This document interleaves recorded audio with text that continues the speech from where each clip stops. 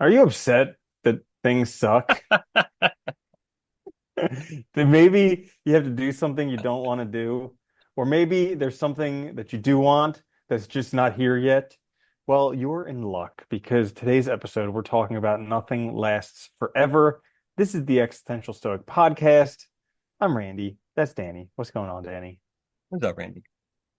Or maybe there's somebody you don't like in your life right now, and guess what? Nothing lasts forever. Nothing does. Nor does it have Mhm. to. But it's funny because I Mhm. think that is one of the most interesting things to me, like both in terms of personal experience, but just in general, is that we always seem to think that it will.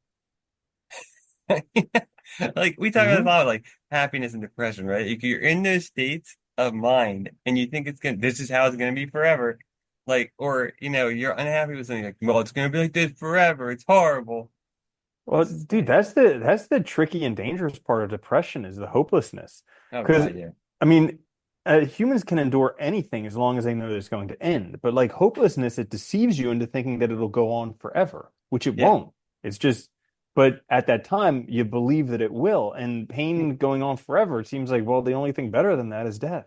Yeah, to have some break from it, right? And that's the hard Mhm. part too, because when you're in that position, which I know we've both been there, it's like really hard too, because you think it's going to go on forever, but it's also self-affirming because like you're hopeless, you feel hopeless, you don't feel like doing anything, you don't get anything done, so nothing changes. So then your cycle Mhm. just keeps snowballing, and like you like it's like a self-fulfilling prophecy almost, right? Where you make Mhm. the reality happen that you think in your head.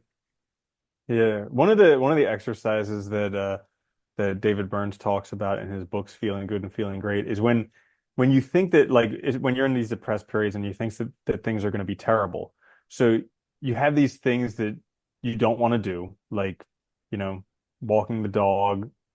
I remember when I was depressed, like especially in the wintertime, going for a walk.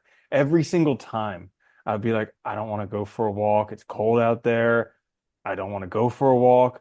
And then I go for a walk for half an hour and come back and be like, I feel great. Yeah, because it did. But Dude, that was one of the things that helped me a lot was when we got the dogs, was because I started going on a walk twice a day, and they go no matter the weather, so uh it's like it really helped. And once you get that, build that habit, it's so much easier to go even when the weather's crappy. yeah. You don't feel Yeah, like it. so yeah, it makes a huge difference. And so that's like one of the exercises that he has in the book is like write down things that you don't want to do. And then write down on a scale how pleasure will be, like 0 to 100. 0 not pleasurable at all, 100 like most pleasurable thing ever. Write that down before you do it.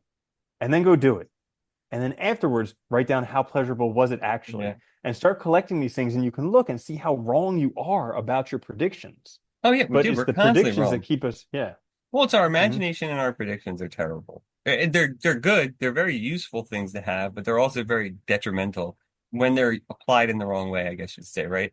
And like I Hmm. think those situations are so tough too because it's like, yeah, it's like when you're in that. I remember when I was like really depressed, like any accomplishment felt so good, doing anything. But it was like so hard just to get myself to do the things. And when in actuality they weren't that hard. But it's like they are because you are in that state, right? Like if you're normal, obviously it wouldn't be hard, but like, yeah, being like that is hard. Yeah. Hmm. But it does. It's interesting how these like states feel like they will be just forever. And like as if we couldn't change it, or as if like change wasn't a constant in life. Well, it's interesting because this concept of forever, it's like it's very malleable because Yeah. it's how long is forever? Well, it's longer than any of us have ever experienced. I mean, we've only ever experienced however long we've lived so far. And even that, Yeah. we haven't experienced all of it because, We- there was a time before we were conscious. There's times when we're not paying attention. There's all this other stuff. And it's like, yeah, it feels like it'll be a long time, but there's no way to know for sure. That is true. It is. Yeah, time's really weird. And we are not good at like And it's imagining it at all. and it's and it's and it's only when things are going poorly that we actually care.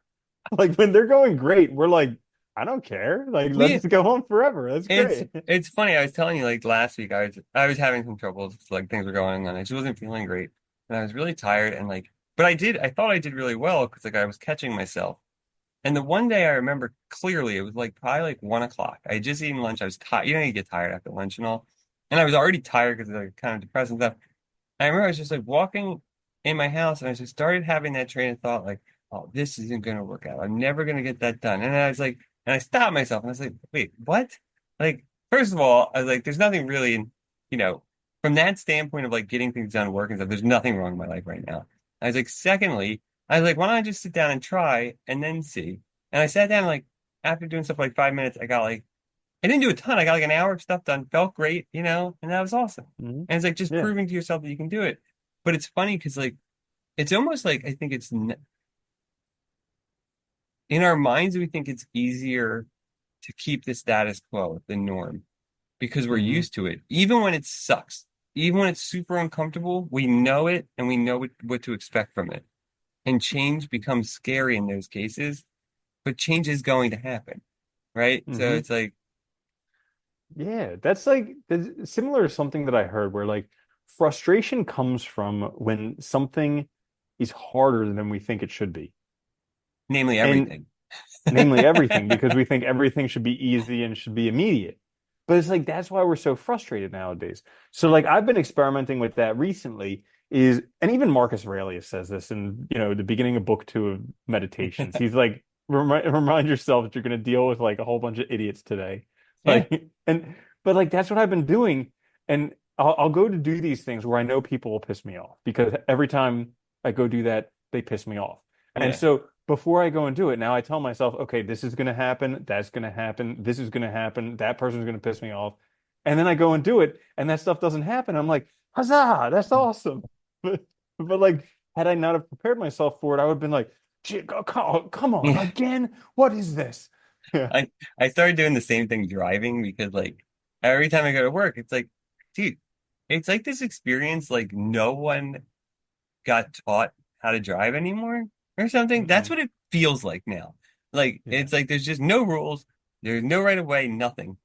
And Yep. I've been trying to remind myself that because I hate getting mad when I'm driving. It's like so worthless and stupid and not helpful. Yep. So Like, it's like just yeah. put on something good, listen to it, and just it's And not like worth. and like there's this one red light that catches me every single time. And like it'll be green the whole way going to it. And then Yeah. once I get there, it's red. And I'm like, it's not possible that this could just be like God playing with me, where it's just They're like, like, there's his aha, see him car. They coming, scan it. ding, again. And it's like it Yeah. It is funny just though. happens. Yeah. And it's funny too, because I think, you mentioned Marcus Aurelius, but so many like philosophers, people we consider wise sages, like many of their messages is that, life is change and kind of roll with it. Like I've always liked Taoism in that respect too, because, going with the flow of the universe is very much accepting the changes that are going to occur and happen in life, not being resistant to them, right? Not trying to go against the current, but go with it. And I Hmm. think a lot of that is because, like that whole idea of like, action of no action, things like that. It's being in that flow and recognizing that you can't force these things. You can't make reality different than what it is, but you can move with it instead. And it's so much easier and so much better, mentally healthy and all to do that. And I think it's Hmm. funny because I don't know, it's just funny too, like you see people like when we were transitioning careers, I was thinking about this a lot too, because there's so many people I know that are miserable in their work, but they act as if they're trapped. And they acted like this is just it. This is the life they have. They just have to bear this burden. This is their cross. Which sucks. Yeah, and it does suck. And it's a shitty position to be in. But it's also like no, it doesn't have to be that way. There's like lots of things you can do. You're just scaring yourself from taking the step to do them. Hmm. And and I think a lot of it too is because like we also are miserable in a situation. We think it's gonna last forever. So like in our heads, we think if I can't change it immediately, it can't be done. And it's like, Hmm. well, you could do it in slow steps. You could do it in a lot of different ways. That that's a really interesting point. Because like as we get older, I recognize more and more that things take time. Yeah. Like when I was young, no concept of that whatsoever. Like No. if I wasn't immediately very good at something, I just gave up. But Be now, like, it's not my natural gift. Must not be for me. yeah, but now when I start something, I just go in with the expectation that I'm going to be doing this for 10 years. And so like other people who have the mentality that I've had for so long, where like I need to get good immediately, they're like, but why don't you practice this all the time and do this all the time? And like how well, aren't you concerned that you're not good yet? And I'm like, I've only been doing it for like 9 months. Like I've still got another like Yeah. 9 years and change. And they're like, what? It's not Yeah. to mention too, but I think that is this mentality we've adopted, right? That things have to be immediate. I have to be good at it now or I'll never be good at it. And we forget that Hmm. like, we talked about before with like work and stuff, like most people that like do really well at their job, they've been there for a long time. They just know how things work. They've learned how to do things more efficiently from just the experience of doing it. And that's not stuff you'll ever have on your first day because you haven't done it, right? And I Hmm. think we make this mistake all the time, and it really does prevent us from like realizing that we have this capability to change things. Because I like that the whole, the title of the episode, right? Everything does is going to change, and I think like, but it also means we can change it, and we don't have to accept these like, absolutes in our lives, like that this is just who I am, or this is just the way life is, or whatever. Hmm. Nothing lasts forever. No, it absolutely doesn't. Not even the Yeah. universe does. Not even our sun. Nope. Gosh darn it. That's crazy. We're literally going to collide with the Andromeda galaxy at some point in like, 4.5 billion years or That'll be whatever. But exciting. I hope I'm here to yeah, see it. that'd be nuts, wouldn't it? He's Like, like, oh wow, my gosh. is Yeah. that a star? That would be crazy. Yeah, Uh, but it's crazy like I mean we talk about how reading sci-fi is awesome because it it helps. reminds you the scale of the universe and Oh, dude, how small and negligible we are. I was just so I joined an astrophotography group on Facebook because I like seeing the pictures, and they Hmm. post a lot of stuff from James Webb, and they Yeah. just identified like I forget when this was. It was a little while ago, but they identified the largest black hole, and they're like it's 66 billion times the mass of our sun. And I was like, that, like, when you look at information like that, it just puts things in perspective. One, that's so inconceivably huge, I don't even know what that means. Like, Uh-huh. it's like such a huge number, you can't even process it. But at the same time, it's also like, well, then, look at how small we are. Like, there's this hole that eats matter. It's gigantic out there somewhere. And we know about it. That's really cool Well, that we know about it, right? okay, so like look at the event horizon of a black hole. So this is like where the gravity is so strong that like right on the edge photons can escape, and so there's time. And then the other way, there's not.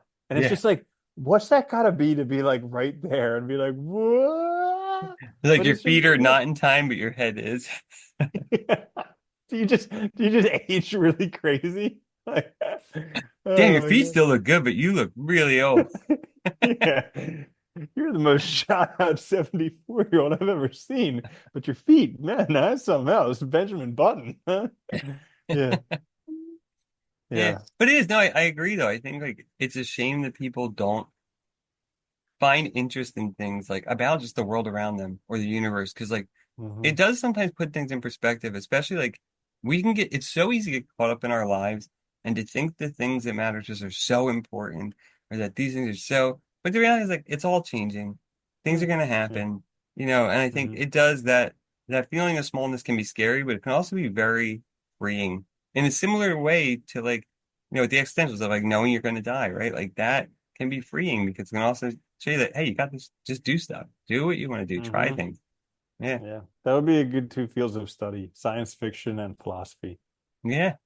It would be Hmm. fun, wouldn't it? Yeah. It's basically what I've done. Just remember, yeah.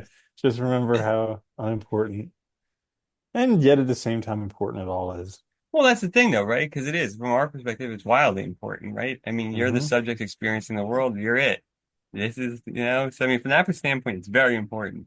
From an abstract, like outside the person standpoint, not at all. And I think that's important to remember, though, because it's easy to get Hmm. caught up in our own BS and think what we're doing is what matters, or that what we're feeling is an objective reality and unchangeable and fixed. And it's not. Hmm. And you know what else I was thinking of this week, not related at all, That's okay. was these people who say that like everybody needs to be open-minded. I'm like, that's the most closed-minded thing you could possibly do. Like Yeah. everybody needs to accept everybody. And it's like, but you're not accepting the people who don't accept everybody. So Yeah. like You're being Well, it's closed-minded. I know it just yeah.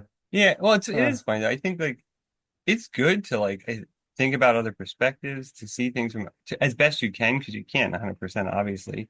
hmm And not get caught up in that. But yeah, I think I mean, it is funny because people that demand that though usually I think are in their own way bigots and self-righteous people. Yeah, yeah, agree. So, anyways, that is I think that's everything. Not even this episode lasts forever. Would you Nope, believe it? nothing This does. episode has an end too. Son of a gun. Well, there you have it. This was a fun episode. Nothing lasts forever. If you enjoyed this episode, you're in for a surprise. There are hundreds There's other more. episodes It's like we've been on doing YouTube. it for years. Almost Actually, 5 years no, at we're this all yeah, point. we just started our fifth year. Yeah. Huzzah! Happy Huzzah! 5 year anniversary, Pretty Danny. amazing, right? Yeah.